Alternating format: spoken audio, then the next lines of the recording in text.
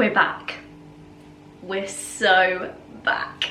I have been loving this standing desk moment. As I said in my last video, even 2 videos ago, a standing desk moment is just a bit of me, and I have been at my windowsill a little bit more, windows open, breeze in but in the sunshine, but I can't do both.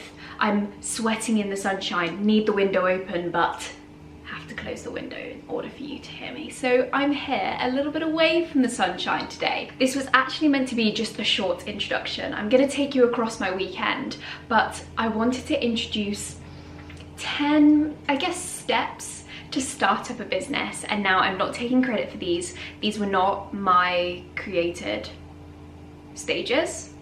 It's not my created process, but it's one I learned about on that course that I took, where I went through 5 weeks with business support and came out with a £250 grant. We'll come on to that in a little bit, but introducing our 10 steps, because that's what's fueling the startup process. That's what this video is, and that's where I'm moving forward.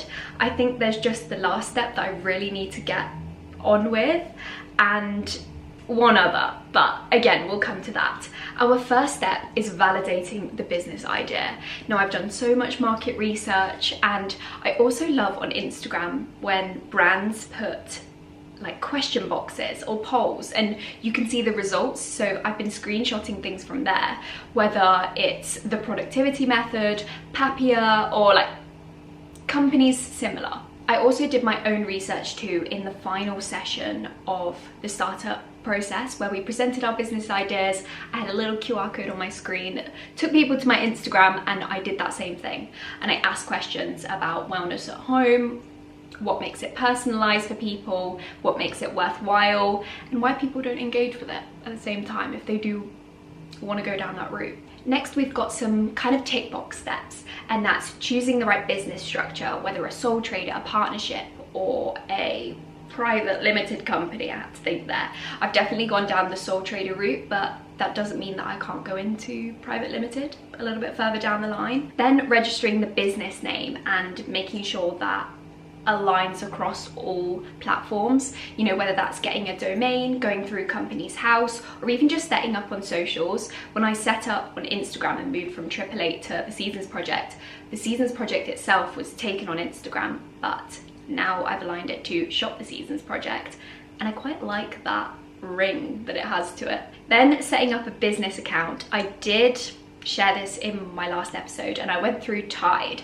It was one of the ones that was suggested by the startup leader and the program that I went through, and I actually really love it. You can do that thing as well that's like contactless payments over the phone. Like, I didn't realize that was a thing until I went to a cafe and someone literally handed out their phone, and like I was tapping phone to phone. I just thought that was so cool, and I was like, okay, if we go down the market route in the summer, which I'm kind of hoping to, this is better than a card machine, less bulky. This is the one then that I haven't done too much of, and I'm kind of putting it off, but it's sorting your legal and compliance requirements. So that might be setting up a T's and C's. It's obviously understanding how information is stored. Yeah, it kind of goes in one ear and out the other, but I know it's something I've got to sort. This next one I've actually enjoyed way more than I thought I would, and that's getting my finances in order. I actually don't hate finances. I quite enjoyed the process of setting up a cash flow, and I sorted bits on my business plan. That's actually the next, to sort a business and marketing plan, but again, we'll come back to that because finances are definitely important, and it was a big element of that plan. I had set up like a balance sheet, yeah, cash flow, and I'm forgetting one more, an income statement, of course. And I understand it's really confusing. Like, I have only really understood the process since going through it, but there's so many templates out there, and it makes it so much easier to use things like that. As I say then, developing the business plan and a marketing plan, it doesn't need to be 50 documents or 50 pages like mine is. I think it could even be a little bit more than that. But I actually had to do this for one of my modules, which I think I mentioned in an earlier episode. I did an entrepreneurship and business ventures module, yes, to, I guess, start the year. And I won't lie, it's the best thing I've done because I keep going back to that and I'm adjusting so many elements. It's not like I did it, PDF was created and then I'm never going to edit it. I do have a PDF version, but it's more like a working Word document and I'm editing bits as I go because there's different images and product information. As I say, finances, it's all shifting, it's all changing, but I'm really happy that I did that. As I say, it doesn't need to be that lengthy. You can do something with a template, like using a lean canvas or using the business model canvas, I think is the other. Securing funding, that is another element like the finance that is just one that I was putting off. But when I got that grant, I was like, that was so worth it. So worth it to just have that little bit of extra spending in your pocket. And obviously a grant is something that you don't have to pay back. I have also put a lot of my personal savings to starting a business, and I didn't even realise until I started recording my finances how much I'd actually spent. I thought, you know, I'd kind of done the processes so far for free. You know, it doesn't cost anything to have Instagram. It doesn't cost anything to set up the business plan or, I guess, start the ideas in your mind. But it does cost to get the initial products and to put whatever you are putting together, whether that be a product or service. You're putting your time to this. But also, I've set up a website and I've had that for multiple years now, and that's like an expense of whatever, 150, maybe £200 a year. Also a domain, we didn't touch on that, but when I was registering the business, I did register a domain, and now I have the Seasons project, that's mine, and that's only like a £10 purchase, I think. Next, building your online presence. This is somewhere I'm at right now, but I feel like it's something, yeah, you never really accomplish. It's like a continuous thing, having a online profile. Of course, you're trying to grow, you're trying to gain awareness, you're trying to gain reputation. So I'm building on my socials. I have 2 Instagram posts right now after I kind of stripped it back and started officially with the Seasons project, but I'm trying to do more. I'm trying to do more on stories, be more interactive, and also record my kind of KPIs and go back over the metrics of growth. Yeah, I guess just seeing a little bit more where I'm at, where I want to be, setting goals and actually trying to achieve them rather than just setting goals and letting it happen. It's not gonna happen. Then finally, we come on to marketing and launching the business. This is where I'm stuck. I feel like I've done the 9 or the 8 elements, you know, without the legal requirements. We'll come back to that.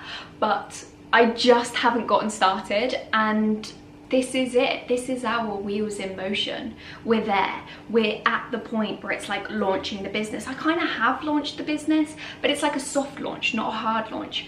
What am I selling? When am I selling? Sell.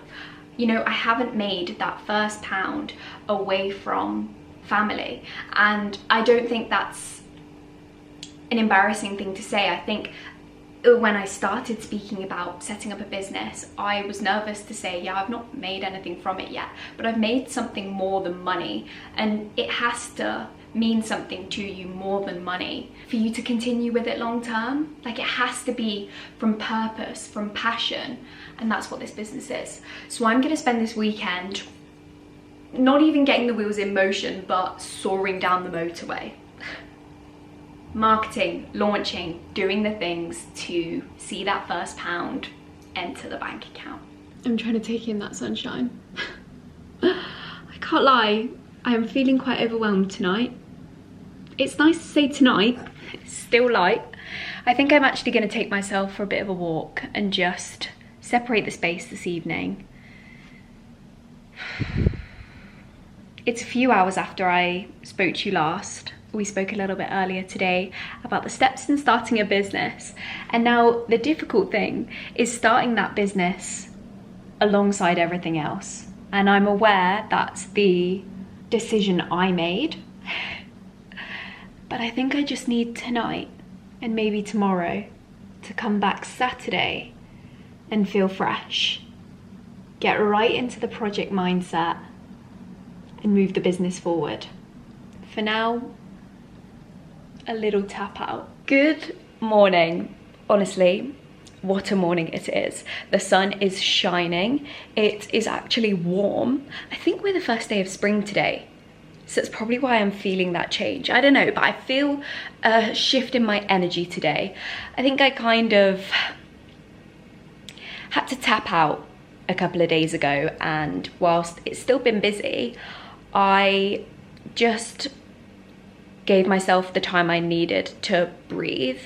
I just focused on each task as it came to me, the almost only necessary tasks, and now I'm feeling like I can open myself up again to my projects, to whatever we need to do today. I do need to do some disc stuff, but I want to more so focus my projects. I want to send out the emails that I've been putting off. I want to organize the website, organize some socials, share some socials. That's today. Are we gonna get it all done today? We can be optimistic. The sun is shining. We can be optimistic. Of course though, the first necessary task is to make a coffee. It's almost 11 o'clock. It's quite late for me to be having coffee, but it's a Saturday. We're cruising through today. I'm gonna get my coffee, start sipping on that, get typing away, and I think we're gonna start with those emails. That's the hardest task today.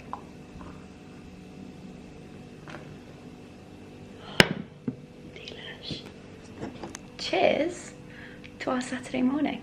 And if you're watching on a Saturday morning, it's just bonus points there. I think what I love about my project work on a Saturday is that it's kind of like an end of week reward.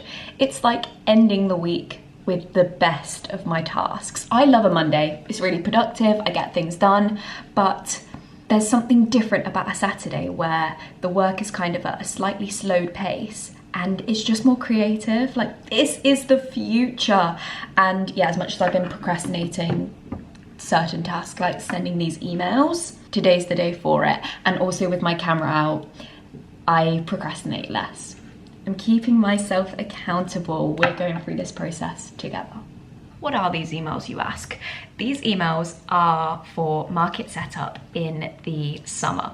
So I don't know if that's going to be in Bournemouth, if that's going to be in my hometown, if that's going to be somewhere else. Like, I've even thought about potentially the Cotswolds. It's about an hour from my hometown and I would so do that commute. And those first products that I did buy that you would have seen in my last episode were from the Cotswolds, so it would all just tie in really nicely. So I'm sending out those emails today to be almost like a participant in those market stalls, but also in local stores. I know there's at least one here, potentially two, that I could launch the Seasons project in. And there's equally some partners that work within those stores that I could be connecting with. So there's lots of opportunity, I think, to do things in person, and that's what these emails are about. I'm struggling with those first sales and I don't really know my direction online at the minute. Do I need to be with Etsy? Do I need to be with Shopify? Do I need to be through my own web channel, but then promoting my web channel more so it gains more traction? I'm not sure. So I'm gonna start with those market opportunities and those in-person opportunities where I can almost be there to sell the product. And also it might help to persuade people to leave a review, and as soon as you've got a few reviews, then people are more likely to trust something online. So it's all this kind of cycle, and yeah, getting that first sale is hard. And if you've just started a business and you're in the same boat, I can completely relate to you right now. I think maybe marketing is not my strongest point, so maybe I need to do some more stuff with that. But these are all the moves that we're making, and today's a big day for it. So I'm gonna drink my coffee, which you're against, so I'm gonna move you. And I'm gonna get started on it. And then I did say I wanted to go and see the sunset the last time I spoke to you, and that just didn't happen because I was just so overwhelmed, and I just kept working, and I didn't listen to my own advice. But if the sun stays out today, I would love to go and see sunset, and that would be a perfect closing to today. I take such random pictures, but it's now that I'm taking these opportunities and I can get rid of pictures like this from my camera roll.